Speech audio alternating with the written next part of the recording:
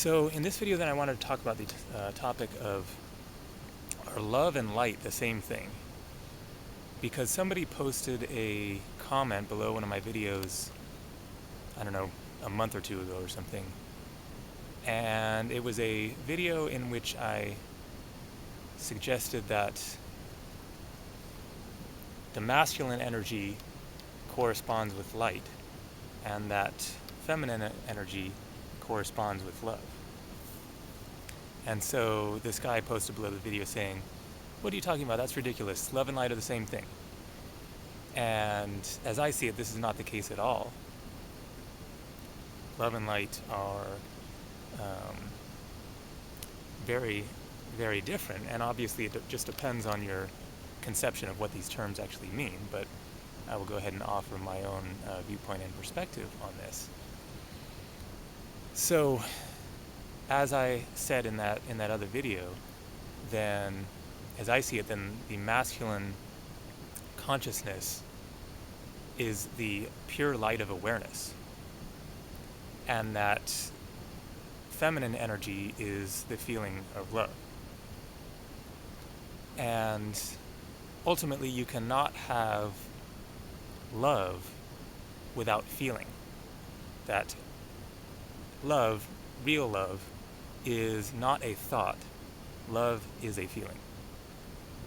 And positive thinking and thinking loving thoughts about someone is, of course, one element of love, but simply having those positive thoughts does not equal the actual presence of love. And so it is actually possible to have light, pure light, which is not loving because it is disconnected from feeling. And the truth of the matter is that what we have going on Earth at this time is light that is, to a great extent, disconnected from feeling and thus from love. And yet there is great power in light, and so it is running rampant and destroying things and creating very unloving creations because it does not have an element of love to it. And so what I'm basically talking about here is our modern world of great light, you could say, and electric lighting is kind of a manifestation of this, that 100 and whatever, late 1800s, I guess, whenever the electric light bulb was invented.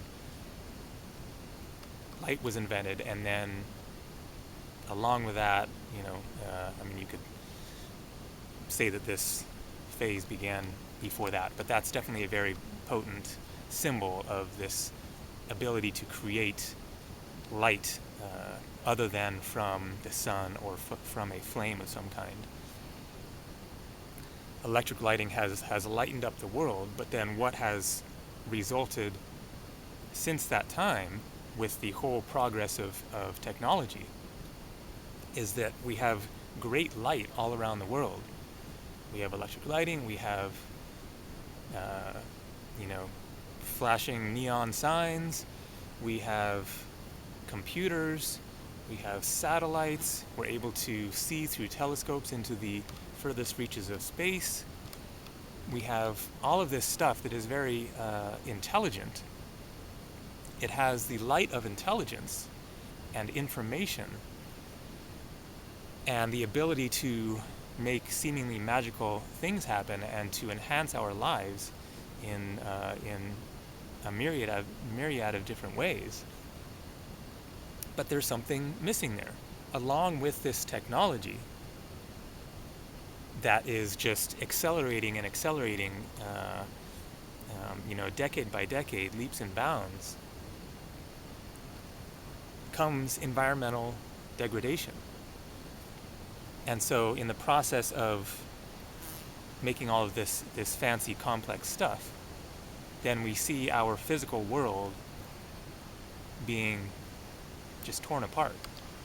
The forest being eradicated. The Amazon rainforest is, I don't know what the fraction is now that it used to be, but it's a very small fraction of what it was 100 years ago. The oceans are truly dying of life. The coral reefs are disappearing.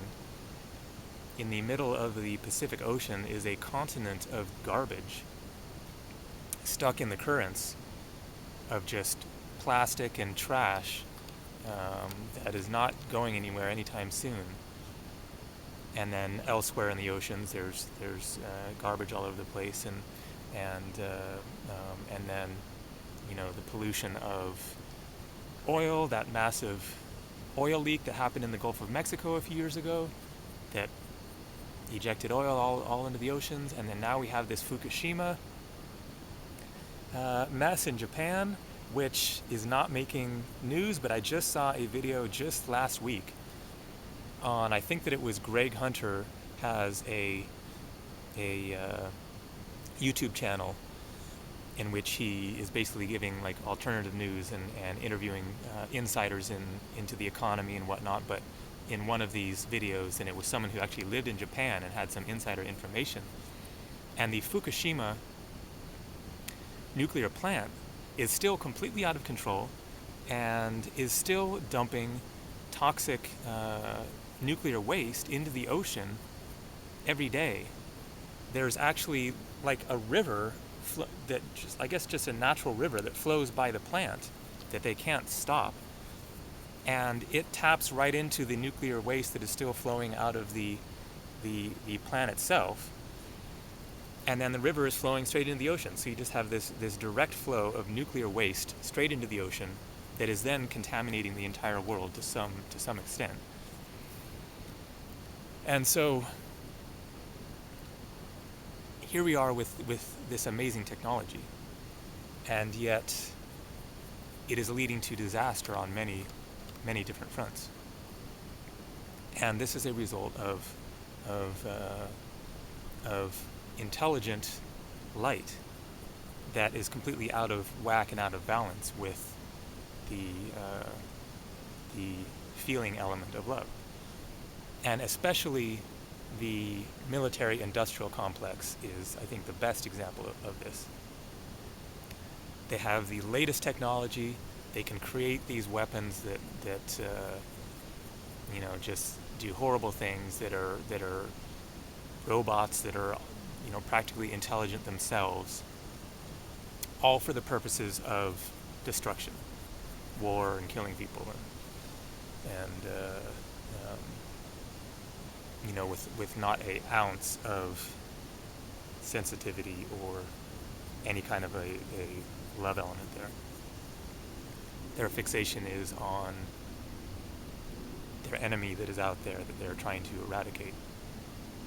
And if you see these guys talking about, the war on terror or whatever, there's just no conception of a genuinely loving reality within their consciousness. That's all just some ridiculous hippie, unreal ideal.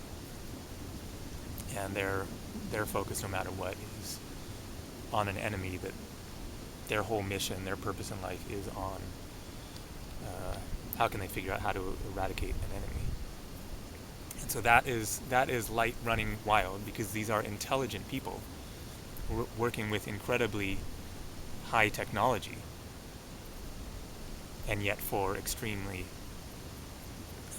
unloving purposes. And so there is the divide between light and love, between masculine and feminine. That is the patriarchal, masculine dominant perspective and potential pushed to its furthest extreme.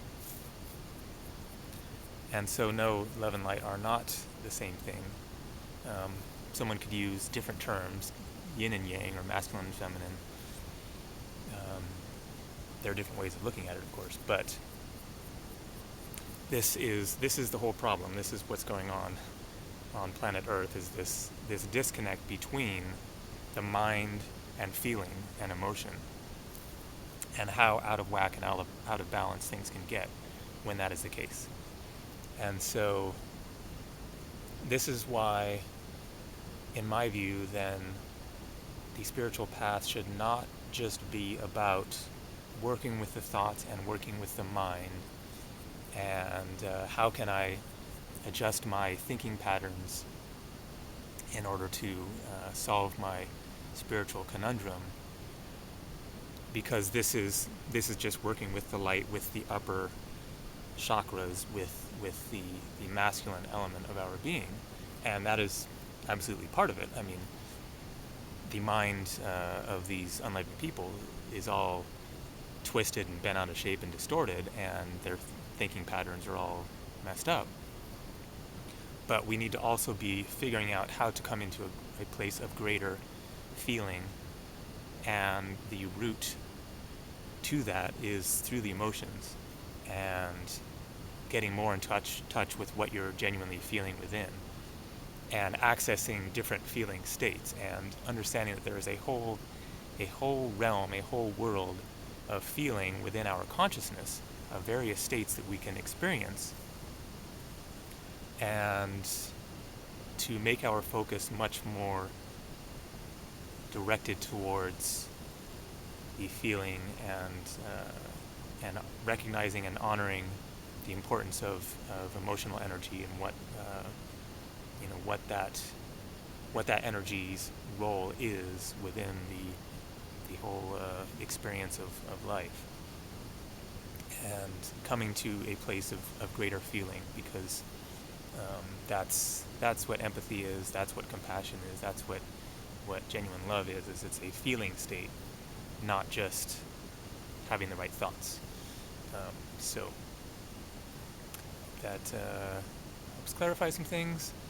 That's just one perspective. There are absolutely different ways to look at this, but how else do you explain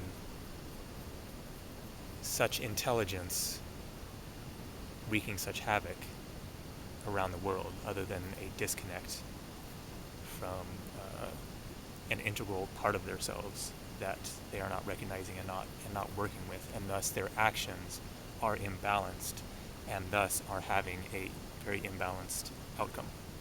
So there you go. Take care. Namaste.